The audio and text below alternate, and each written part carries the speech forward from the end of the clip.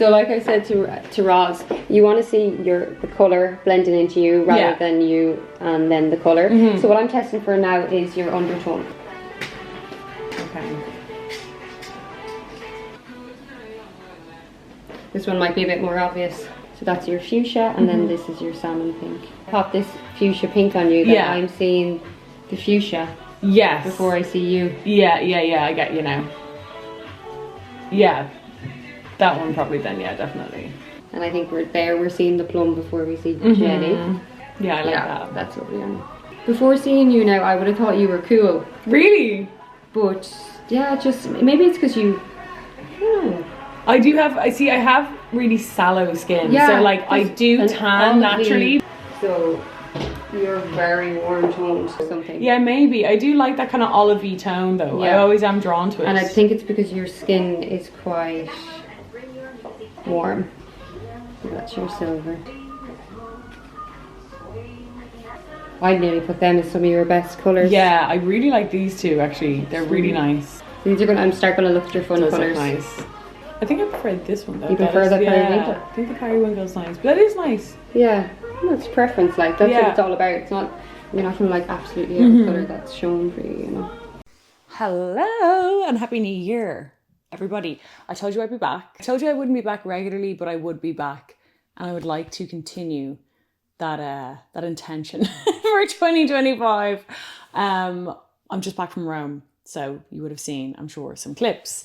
I brought Evan to Rome for his 40th birthday. Evan's the kind of person that he's very hard to buy a gift for, right? I think a lot of women struggle with this with their partners, but Evan's just very not materialistic, not really into stuff. Any stuff he is into is like Rolexes. And even when I was considering like buying him like a good film camera, and I was like he just knows, like I'm just never going to know as much about cameras as he would. And even if I bought him one, I wouldn't be confident in my choice no matter how much research I did. So I thought a trip wasn't on either of our lists of cities to visit. I went once before with college, which was very much like a field trip. You know, we were being hauled around by lecturers, which was incredible, of course, but it's a very much a different vibe, right? And also I was like maybe 21, 22, wasn't eating in, you know, the nicest places and all that kind of stuff. So this time was a very different trip. We loved going to Italy. When we went to Puglia, that was probably one of our favourite holidays we've ever gone on. And we want to go back this year, and I wanted to go back to Italy. Evan loves Italy. We both drink Italian wine. We're very into our Italian wines. We're both, of course, into Italian food. Who isn't? And I just think Italy, even though it's obviously incredibly popular, is kind of an unsung hero in European travel, because a lot of people think maybe quaint, and they think south of France or French villages. They think hot, and they think, oh, Spain. Or they think antiquity, you know, ancient, and they think Greece. And you're right in thinking all of those things, but Italy kind of has it all. You can do countryside, you can do beaches, you can do cities. If you've never been to Italy, I would really recommend it. And Rome was fabulous, I have to say. Absolutely loved it. We had to be quite selective with what we were doing. We went in on the early flight Friday, flew out on the late flight Sunday. So we flew business class over, because you can do that on the flight on the way over with Aer Lingus, and it was fantastic. Wasn't even that expensive. Of course, this was a birthday trip, so I splashed out, but I would really recommend if you could, especially if you're flying off season, because it was very reasonable, and it meant we could sleep that 7 a.m. flight, you know what I mean? So we could sleep and then arrive in Rome fresh, which we did, which was so great. And we checked into our hotel. We stayed in Palazzo Roma. Again, it was a 40th birthday. I really wanted to splash out. You do not have to stay in a super fancy hotel in Rome. I believe there are many different options of places you can stay there. But that hotel, if you are looking for a treat, really, really good. Like proper 5-star. They double upgraded our room to like a suite. It was like the biggest room in the hotel, I think, which was really nice of them, of course. And we had a fantastic time. We ate in loads of gorgeous restaurants. We did the Colosseum tour, and we did the tour of Nero's Palace, Domus Aurea. I never know if it's like Aurea, probably Aurea. Palatine Hill, Roman Forum. We didn't do the Vatican because it's closed on Sundays, the Vatican Museum. I had the Colosseum booked Saturday. I booked the whole trip quite short notice, so some of the times that I couldn't do the Colosseum Sunday because it was sold out, etc., etc.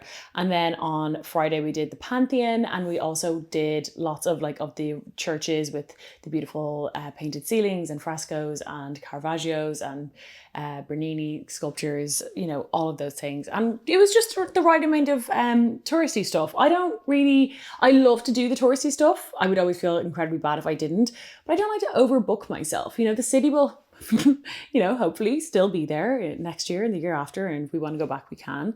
I'm a real city revisitor. I love Paris. I've been to Paris so many times and it never gets old. So that's my review, my Roman review, if you will. There wasn't a bad part about it, I have to say. Oh, the weather was kind of shit. The weather was a little bit shit, but look, that's what you get. That's what he gets for being born in January, okay? So today I want to talk to you about an experience I had, because I had this booked in for a few weeks now. I went with my friend Roz and we went and got our colours done. How 1983 of us. But I've seen this a lot popping up on social media, and oh my God, what an experience it was. It was so good. Saffron, her name is. I think it's Saffron. Spelled like saffron, but saying saffron feels kind of wrong.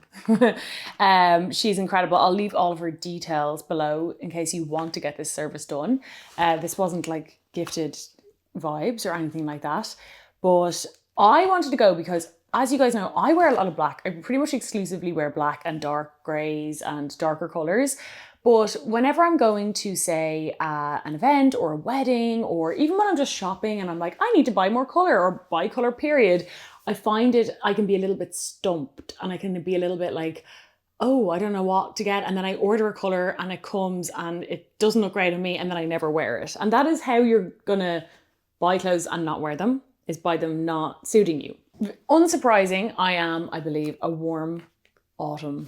Okay, so I kind of had a feeling it would be this. I think when you're dark hair and dark feature, you're either going to be a winter or an autumn. These are my colour palettes.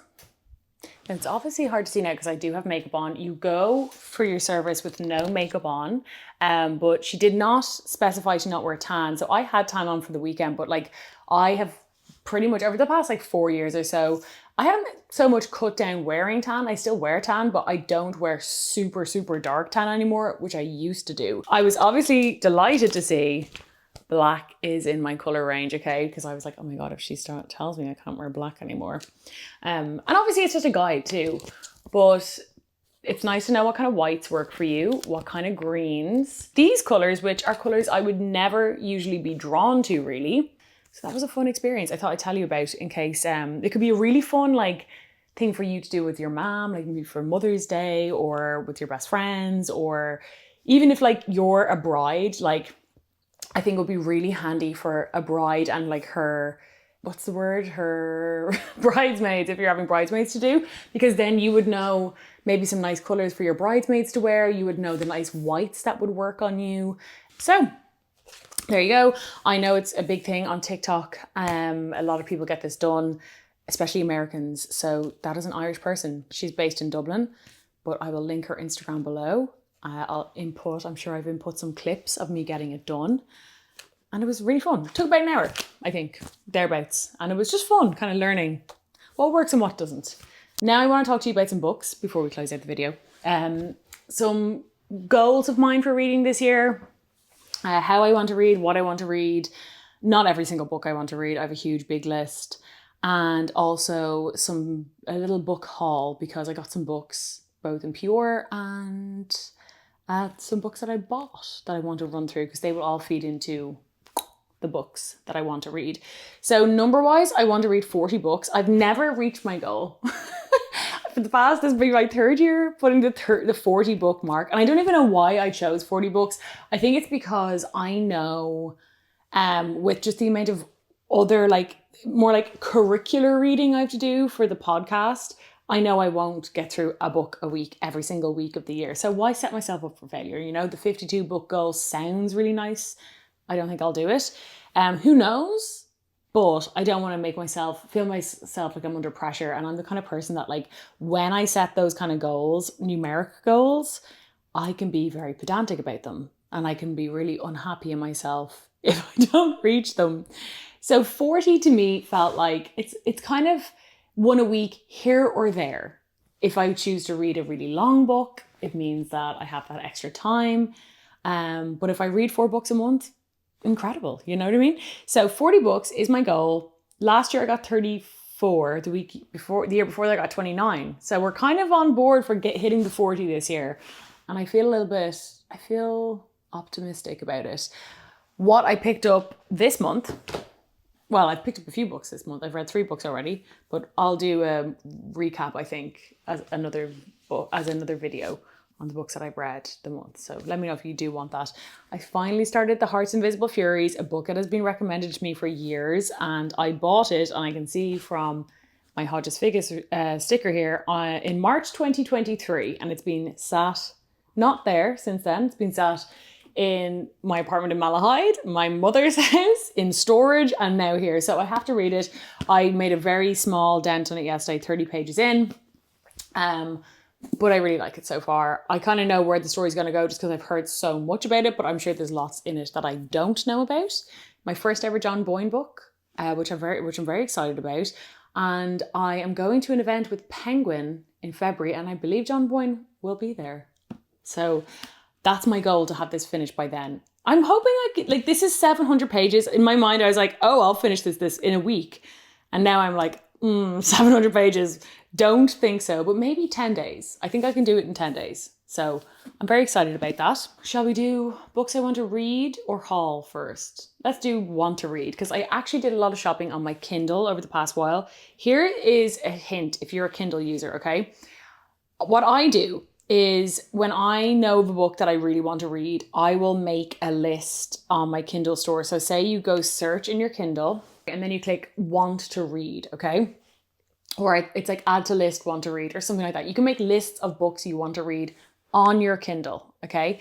And then every few weeks or so, what I will do, or maybe once a week, I'll check that list, and whenever it's on sale, then I'll buy it. I wonder, can I find my lists? So it's also, if you have Goodreads, it will be linked up to that. But let's see Jenny's wish list. I have so many lists on my books on my Goodreads book list. What? Goodreads wish list, want to read list, that it's overwhelming. So that's why I make a separate one on my actual Kindle.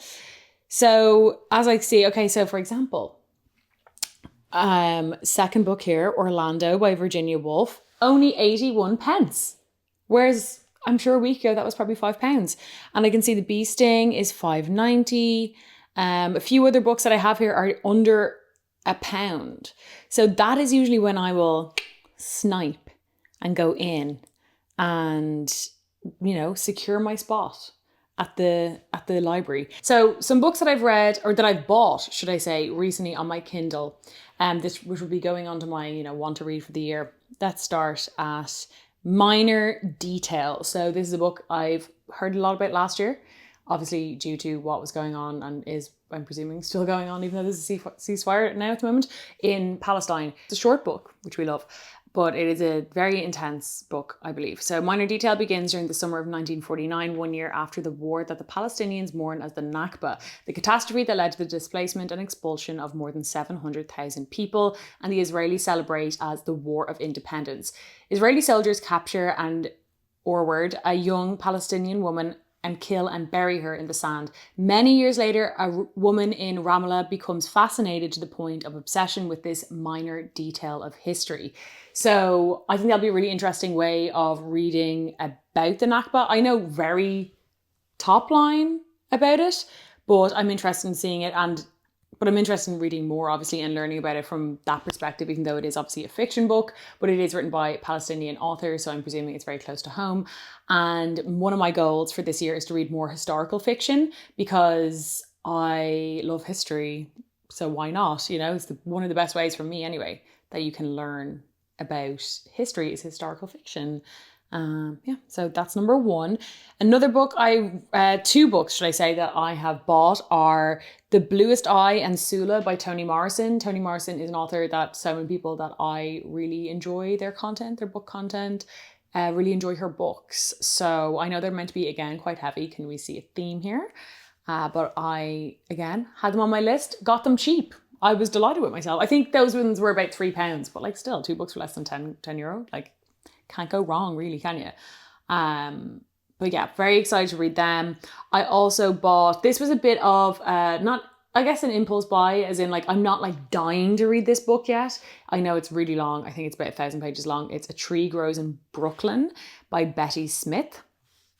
I bought this because a book YouTuber that I follow called Anna, she says it's one of her favorite books, and I really like her recommendations. So again, it was on sale, so I just thought, why not? Daphne du Maurier's Rebecca. I do want to read more classics this year. I think that everyone says that who are into reading books. A lot of people are like always trying to read more classics, and then you read more classics and you're like, what the hell are they talking about? But I want to read more, maybe just not to put too much pressure on myself, you know? I have read, did I read Crime and Punishment? Yeah, I read Crime and Punishment 10 years ago. That's probably what stopped me reading classics, even though it was incredible. But like, it was just, it's hard work, you know? So I do want to just dip my toe back into some classics, and that is one. I also have Knock 'em Stiff by Donald Ray Pollock. So this is a bit of a Southern Gothic novel as far as I'm aware. So let's read the blurb before I speculate any further. Blunt, brutal, and infused with a deep sympathy, Knock 'em Stiff is a pitch-dark and hilarious collection of stories set in a tiny town in southern Ohio. The youth of Knock 'em Stiff grow up in the malignant shadow of their parents, raised on abuse, alcohol, drugs, and cigarettes. They are stunted in every possible way, emotionally, mentally, and sometimes physically. They talk a lot about escape, but they never so much as cross the county line. I love a good kind of small town story, whether it's in Ireland or America. And I also love a real America's underbelly. That's a real genre that I am very drawn to, so I'm excited to read that. These Violent Delights is, I think, a new book, but I think I was recommended it as one of those, like, if you liked The Secret History kind of vibes. So I'm very, very, very excited to read it. It has really good reviews. It was, yes, only published a few days ago. I think I pre-ordered this, so that's why I'm like a bit surprised that it's on my Kindle. So when Paul enters university in the 70s Pittsburgh, it's with the hope of moving past the recent death of his father. Sensitive, insecure, and like a stranger to his family, Paul feels isolated and alone. When he meets the worldly Julian in his freshman ethics class, Paul is immediately drawn to his classmate's effortless charm. Paul will stop at nothing to prove himself worthy of their friendship, but Julian is as volatile and cruel as he is charismatic, and Paul begins to suspect that he can never live up to what Julian expects of him. Sounds like a dark academia novel, which I will hopefully thoroughly enjoy. Lots of books in here that I have not read. Isn't that always the way? But, you know, I'm on a journey. I'm on a journey of both reading, buying, and looking at books that I have both read or not read or just bought. So I'm going to go through some of the other books, physical books that we have here. We'll start with these two. These are two books that I'm very excited to read this year. I spoke about this in my reel of books that I want to read this year, so I won't go into too much detail, but Lapfona by Otessa Moshfegh. I think I say Moshfegh. I don't know if that's just like the Irishness in me when I see this name, but I think it's Moshfegh. Or is it Feg? I don't know. I've listened to so many podcasts with her and I still blank on how to say her name in real life. This book is meant to be very disturbing and dark and bizarre. All things I love. So I'm considering doing it for the book club. But let me know if you're in my book club. I am always, even though the literal theme of my book club is like books that are dark and disturbing and maybe taboo topics, you know, I'm still like, oh my God, have I traumatized my book club? Because some of the books I choose, I feel like people are like, oh, that was a lot. And like our last one was literally about cannibalism. but it was funny. So I'm kind of like, guys, maybe we do Lapvona for February. Let me know if you want that. This book was sent to me by Penguin, but I'm very excited to read this. This is right up my alley, especially after my trip to Rome. I love the classics. I studied technically classics, but I wasn't very, I don't know. I feel like if you're my age, let me know if you also feel like this. I really feel like I could do my degree really well now. I wasn't in the right headspace. My dad jokes that like I went to college for 4 years and like I could tell you all of the best restaurants to go to.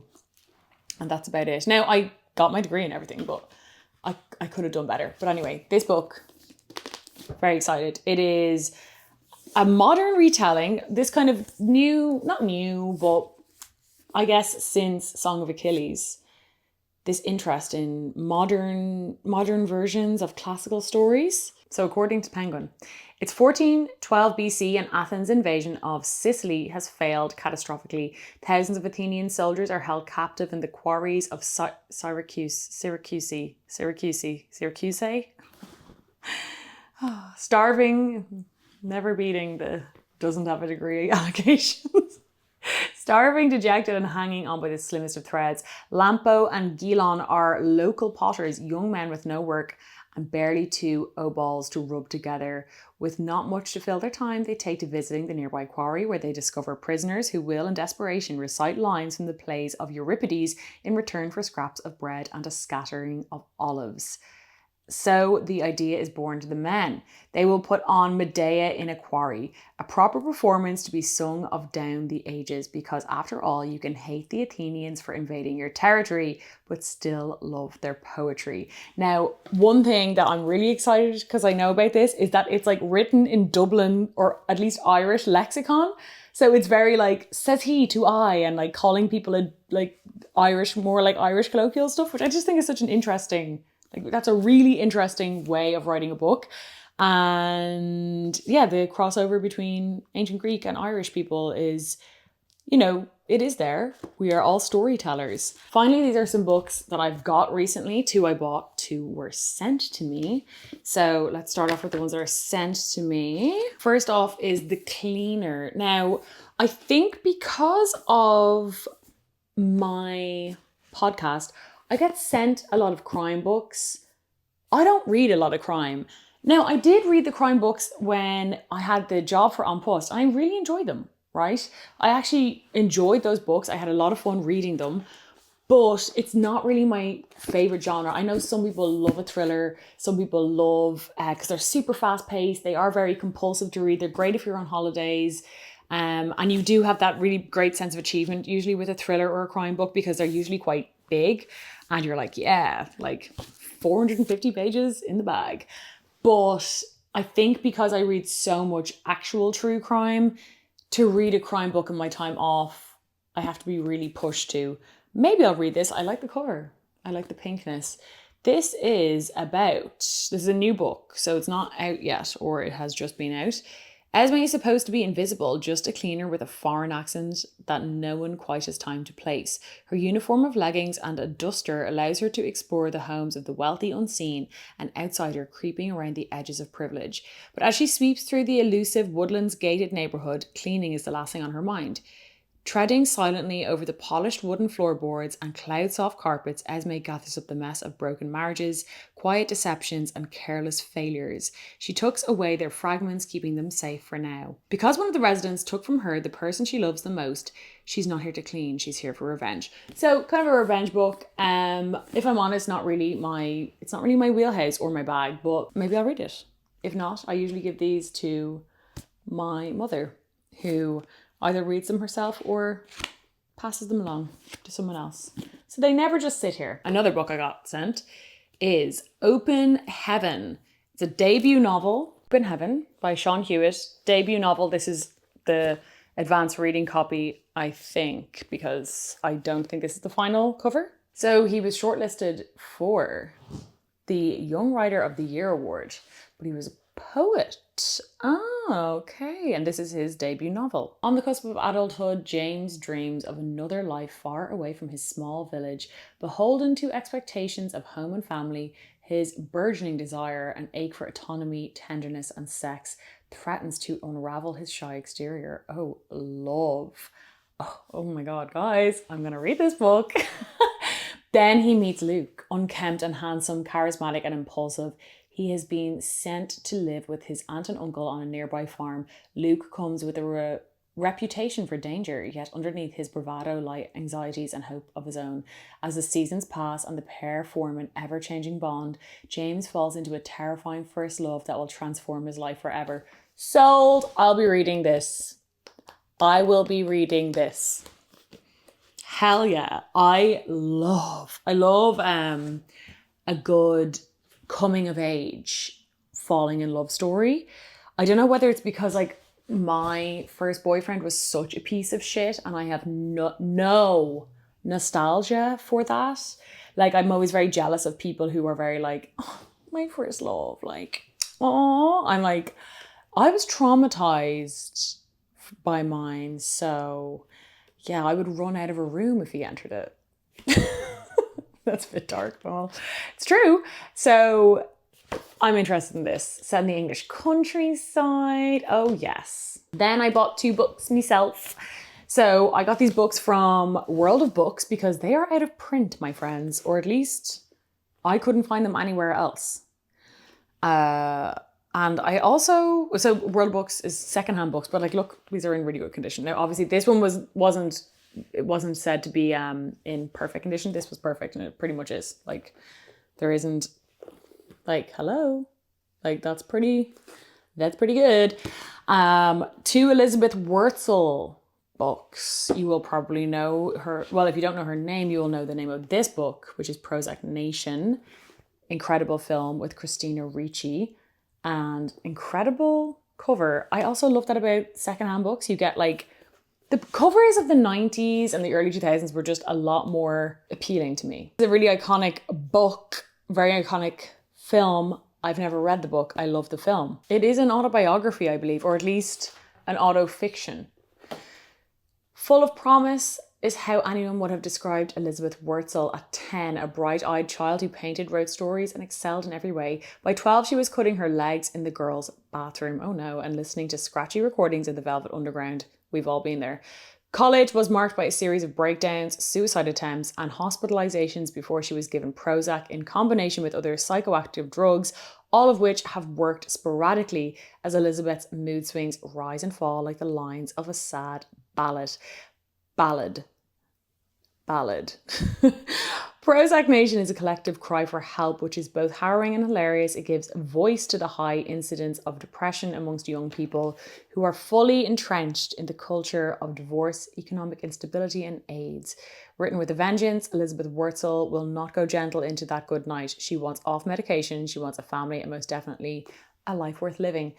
The book, as I said, I haven't read, so I'm really excited to read it. I don't have a goal to read more non-fiction because I don't really care about non-fiction, but non-fiction like this I enjoy.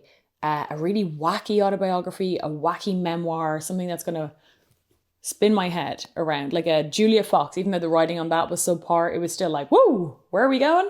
So very excited for that. And then because I was just scrolling on her books, I picked up Bitch by Elizabeth Wurtzel. I believe this is a collection of, I think, essays. So I'll dip in and out of this, but I just really liked the cover, I can't lie. Elizabeth Wurtzel is a very interesting character. She and Kat Marnell, I believe, hate each other. And I love Kat Marnell, who wrote a really good similar book to this, which I think is maybe why there's a bit of tension there, about how to ruin your life, about her addiction to ADHD medication. So unfortunately, they're kind of cut from the same cloth, but they hate each other. I'm pretty sure they've written bad things about each other. But then I think when Elizabeth Wurtzel died, because, spoiler alert, she did die a few years ago, I believe that Kat Marnell actually wrote a nice thing about her. But I have to fact check that. I'm just kind of saying random stuff now. But yeah, I wanted to buy these because they're kind of iconic books. And World of Books is very cheap and you can get really cool out of print books there. So if there's a book that you can't find anymore, or if you want a particular cover, because if the book that you want now has an ugly cover, that can be really annoying. Like, I don't know where my old copy of Normal People is gone, and I didn't even like that old cover at all. But I rebought it because I was like, I want to have the full collection except for Beautiful World, Where Are You, which I could give a fuck about. Sorry. Sorry to all the lovers of that book. It's on my Kindle, but I deleted it. I wanted the full spread of Sally Rooney, and the new ones, I don't like them. Anyway, that is the end of my video for today. I will be back with another YouTube video. I don't know when that will be, but I will be back, I promise you. Thank you for watching. Please subscribe, and I'll talk to you all soon. Bye.